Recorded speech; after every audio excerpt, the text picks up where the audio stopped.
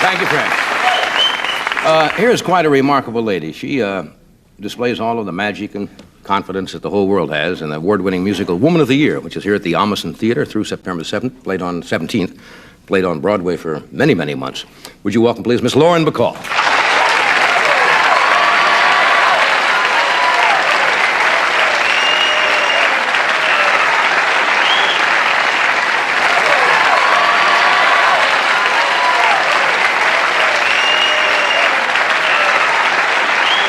It's like walking through a minefield tonight.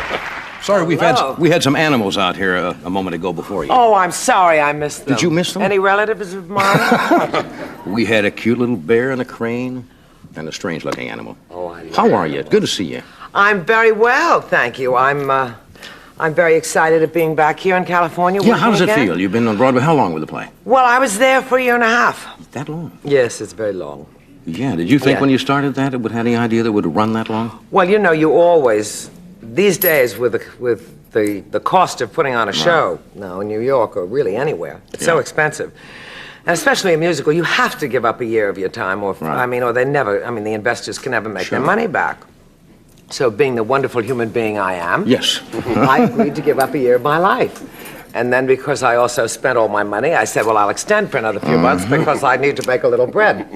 Year and a half, that's a long run. That's a long run Yes, in a play. 8 times a week, it is long. Yes, it is. Do you ever find yourself, I'm sure it happens to you, you're out there, you've done a play so many times, you're so familiar with it, it almost becomes too familiar. And definitely. Sometimes you reach a point where you said, did I do this line before? That? Did I say that already? Or did I say that in the matinee and I haven't said it yet tonight? Right, Does that exactly. happen? I know, and today's a 2-show day, as you know. But here, the thing that is so wonderful and kind of interesting, it's really a first that we've done this time, is we have redone this show That's what I hear for the tour, which has never, not as long as I've been in the business, which is only, of course, about a week and a half, because I'm so young and innocent. It has not been, it's never been done before. Yeah. And because, well, there were things that really never were straightened out or never were done as much as any of us would have liked them to have been done. Right. And there were songs that were going to be written additional songs that were going to be written that kind of were never done. And then once the show is open, of course, you don't really change it very much. Right. And so for the tour, it was agreed that we would do all of this. And then we have this, and we were very fortunate in getting Joe Layton, who is... That's top drawer stuff. Now, well, I'm so in love with him that I can hardly bear that's great. it. But he's, I mean, his contribution has been so extraordinary. His concept and his whole use of the musicals, the medium of the musical theater. And it's, so even people that have seen the show feel that it's a new show, which is terrific, and it makes me feel good. You'd better come. I will. You had better come. And everyone here had better come. Yes, or she will come and Jim Fowler will come with a bear to your house. You are not especially enamored or fond of critics, are you? I don't know how you can say that, John. I don't think, I think the feeling's quite mutual, actually. Yeah? I'll tell you what I don't like about critics. I think they are seldom qualified to criticize. I feel, it is my feeling that in most cases, they have been unsuccessful as either playwrights or novelists or any other kind of writer, or performers, or in some other field, and that what is left for them is to sit and knock everybody else. Yeah. And I don't think they very often know where the different contributions begin and end. Right. In a show, for example, they don't know what the director has contributed, what the choreographer has contributed, what the actor has contributed. They really do not know. Do you know what I find strange? What? All critics, if they're really good critics, should be able to perceive qualities or bad qualities in a show. A play can open or a movie can open, and a critic will go, and the next day you read the reviews. One critic will be absolutely raving. Everything is wonderful. The other critic will say it's a terrible show, old, whatever, and so forth. And you say, now, if they're both really good critics and know the theater or know motion pictures, how can they become so two opposite views? Obviously, not everybody can like everything. No, but I've never been able to understand it's opinion to begin with. Sure. It is an opinion, and not a qualified opinion, as I said before. But it is, it is their moment of power, you see. It's like going through customs and those guys in uniform, they've got you, you know. Well, it's the same thing when a critic writes a review, that is his moment to tell everybody off. Yeah. And to show all of the creative people that he's better than they are, and that he can make them or break them. You got it's like therapy. And he's here not tonight. going to get us. It's like therapy, not you. No. Huh? I think Jackie Gleason once said about critics, it was kind of interesting. He says they have the map, but they don't know how to drive the bus. Ah, very good. You know? Very good. We'll take a break. Very We're going to good. come right back. Stay where you are. You just told me during the break you quit smoking for the 5th time. Congratulations. Fifth time. Thank you. Just in time for the new warning. That's very good. I'm going to put Did this you one. warn it? Yeah, I'm putting this one out. I'm going to do it. No, But it makes a big difference vocally. Big I'll bet it difference. does, doesn't it? Oh, gigantic, yes. You think you can stay with it this time? I intend to. Good for you. That's what I say every time. But this time, I don't feel the need every now and then. Oh, give me a... No. Doesn't bother you a bit, I can tell.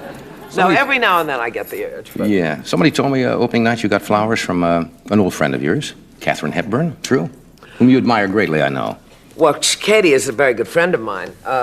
She's godmother to my young son, and we've been friends since 1951, African Queen days, so that's a minute or two. God, what a great picture. Oh, you know they had that on cable the other night?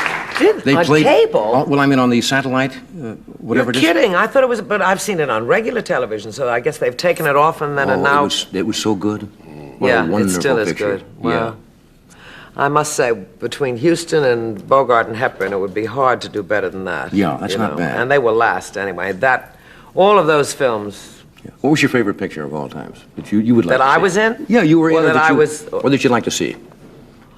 Who was an idol when you were young that you really... Leslie Howard. Leslie Howard, the great English actor. Oh, I was mad. Quiet, yes. I was the only one that left Gone with the Wind saying, "Oh, Ashley, Ashley." Everyone was screaming about Rhett, and I was, Ashley. Just give me Ashley. That weak. Nothing. I want him. Give me Ashley. Give me Ashley. Betty Davis, I know you were a fan. Oh, yes. Oh, gigantic.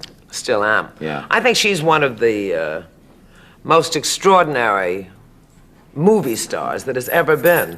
And if they ever did a true retrospective of Betty Davis movies on television, Yeah.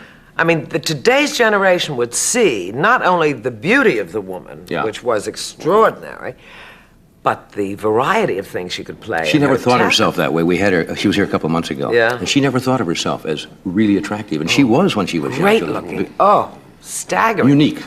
Oh, unique. But, I mean, remember Jezebel and Doc Victory. And, oh, wow. Ooh. And she's still working. Still working. Yes, but she had to put an ad in the paper. Don't you remember years ago? That's right. She had to advertise for a job. Now, if you can imagine that you don't think that this business has a problem, if someone like Betty Davis has to advertise and say, you know, I'm out of work, how about it, guys? Have you forgotten all about me? That's something wrong. Something's Yeah. wrong somewhere. Definitely, definitely. But she doesn't have to advertise anymore, fortunately. You once said that of the ups and downs in your life, there may have been more downs. Now you're on a big high. You're on an up in a period now. Well, it is my fondest hope, John. Yes. I feel, I mean, I've slid enough times and my derriere's kind of sore, so I would like to give it a rest and climb for a while. Climb for a while. If I can. But I think everyone's life goes in cycles. You know, I mean, when you get hit with the bad stuff, I know you don't know about that, John. No. But when you do, they really lay it on you pretty good. You have to keep your sense of humor. You really Without do. that, all is Or you lost. have to rent it. If you don't have it, you must rent. Got to. You must keep your On lease. loan something. Lease a sense of humor. Absolutely. Peter, are we going to do... Why am I speaking English all of a sudden? You mentioned Leslie. Yeah. Yes, the commercial, which she'll return in just a moment. The Scarlet Thank you. Pimpernel.